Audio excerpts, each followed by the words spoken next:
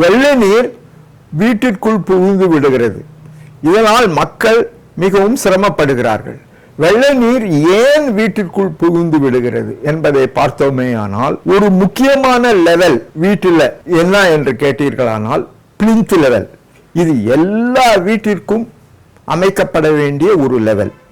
இந்த லெவல் எப்பொழுதும் ரோடு லெவலை விட 2 மீட்டராவது உயரத்தில் இருக்க வேண்டும். வெள்ளை நீர் வீட்டிற்குள் புகவே புகாது. ஆனால் இப்பொழுது நீங்கள் பார்த்தீர்களே ஆனால், முக்காவாசி இடங்களில் பிளிந்த் லெவல் ரோடு லெவலை விட கீழே இருக்கிறது. வெள்ளை நீர் வீட்டிற்குள் புகுந்து விடுகிறது. எப்படி வெளியேறும்? தண்ணீர் எப்பொழுதுமே அதனுடைய லெவலை ரீச் பண்ணும். அதை நம்ம எப்படியும் தவிர்க்கவே முடியாது. நீங்க வீட்டுக்குள்ளே இருந்து தண்ணீர் பம்ப் பண்ணி வெளியே அனுப்பிச்சாலும் வீட்டு லெவல் கீழே இருக்கிறதுனால திரும்பவும் தண்ணீர் வீட்டுக்குள்ள தான் வரும். ஆகவே நாம் செய்ய வேண்டியது என்ன? வீட்டை கட்டும் பொழுதே அதனுடைய லெவலை, பிளிந்த் லெவலை ரோடு லெவலில் இருந்து 2 மீட்டர் உயரமாக வைத்து வீட்டை கட்டிவிட்டீர்களே ஆனால் எந்த காலத்திலும் தண்ணீர் வீட்டுக்குள் புகாது. அப்படி உங்கள் வீடு ரோடு லெவலில் இருந்து 2 மீட்டர் உயரத்தில் இல்லை என்றால் என்ன செய்வது என்ற கேள்வி உங்களுக்கு எழலாம். அந்த மாதிரி சமயத்தில் ரெட்ரோஃபிட்டிங் அப்படின்னு ஒரு தொழில்நுட்பம் இருக்கிறது.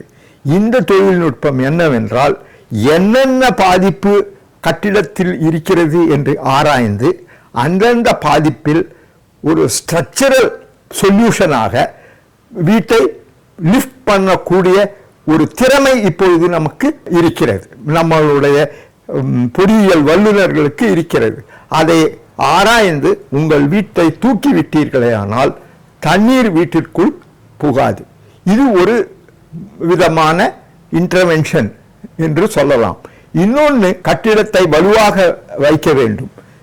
இந்த தண்ணீர் மணலிலும் களிமண்ணிலும் ஊறி ஃபவுண்டேஷனை அஃபெக்ட் பண்ண வாய்ப்பு இருக்கிறது. ஸோ இந்த ஃபவுண்டேஷனை அஃபெக்ட் பண்ணாத இருக்கிறதுக்கு என்ன செய்ய வேண்டும் என்றால், டீப் ஃபவுண்டேஷன் அமைக்க வேண்டும். டீப் ஃபவுண்டேஷன் என்றால் மேலே 1 மீட்டர் 2 மீட்டர் இல்லாமல் அண்டர்கிரவுண்ட் பைல் மாதிரி போட்டு ஒரு 10 அடி 15 அடி ஆழத்தில் லோடை எடுத்துன்னு போய் சப்போர்ட் பண்ணி விட்டோமானால் எந்த மாதிரி வெள்ளம் வந்தாலும் உங்கள் வீடு விழாத ஒரு நிலையில் இருக்கும். இப்படி கட்டப்பட்ட வீடுகளில் இந்த மாதிரி செய்ய முடியுமா என்றால் அதுவும் செய்ய முடியும். இதைதான் நம் ஃபவுண்டேஷன் ரெட்ரோஃபிட்டிங் என்று சொல்லுகிறோம். ஒரு வீட்டை நாம் பார்க்கும்போது 3 லெவலில் ரீஇன்ஃபோர்ஸ் கான்கிரீட் பட்டைகள் அமைக்க வேண்டும். இந்த 3 லெவல்கள் ஒரு ஸ்டோரிக்குள்ளே அமைக்க வேண்டும். இந்த 3 லெவல்கள் என்னென்ன லெவல்னா, roof level, lintel level, plinth level. Roof லெவல்ல ரூஃப் பேண்ட் அமைக்க வேண்டும். லிண்டல் லெவல், லிண்டல்ல லிண்டல் பேண்ட் அமைக்க வேண்டும். பிளிந்த் லெவல், பிளிந்த் லெவல்ல பிளிந்த் பேண்ட் அமைக்க வேண்டும். ஆகவே 3 லெவல்லையும் பேண்ட் வைத்து இந்த ரீஇன்ஃபோர்ஸ் கான்கிரீட் பட்டை என்று கூட சொல்லலாம். இந்த ரீஇன்ஃபோர்ஸ் கான்கிரீட் பட்டையை அமைத்து விட்டால் அந்த கட்டிடம் என்ன மாதிரி புயல் அடித்தாலும் எந்த மாதிரி பூகம்பம் வந்தாலும் கீழே விழுவதற்கு வாய்ப்பே இல்லை. அதனால் கட்டிடங்கள் சேதமில்லாமல் பாதுகாக்கக்கூடிய ஒரு நிலை இருக்கும். பேரிடர்களை தாங்கும் சக்தி புது கட்டிடங்களில் இவை அமைத்து உபயோகப்படுத்தலாம். பழைய கட்டிடங்களில் இல்லாத கட்டிடங்களில் ரெட்ரோஃபிட் முறையில் இதை ரெட்ரோஃபிட் செய்து பழைய கட்டிடங்களையும் நாம் பாதுகாக்க வாய்ப்பு இருக்கிறது. உங்கள் வீட்டினுடைய சரௌண்டிங் ஏரியாவில் இருக்கிற லெவல்ஸை நீங்க அறிந்து வைத்துக் கொள்வது மிக மிக முக்கியம். இதை கான்டூர் மேப் என்று சொல்லுவார்கள். கான்டூர் மேப் என்றால் எந்தெந்த இடத்திலெல்லாம் ஒரே அளவு இருக்கிறது என்ற ஒரு வரைகோடு. இந்த வரைகோடை நாம் தெரிந்து வைத்துக் கொண்டேமே ஆனால் நமக்கு பலவிதங்களில் அனுகூலம் இருக்கிறது. என்ன அனுகூலம் என்றால், தண்ணீர் சீக்கிரமாக வடிய வைக்கக்கூடிய ஒரு வாய்ப்பு இருக்கிறது.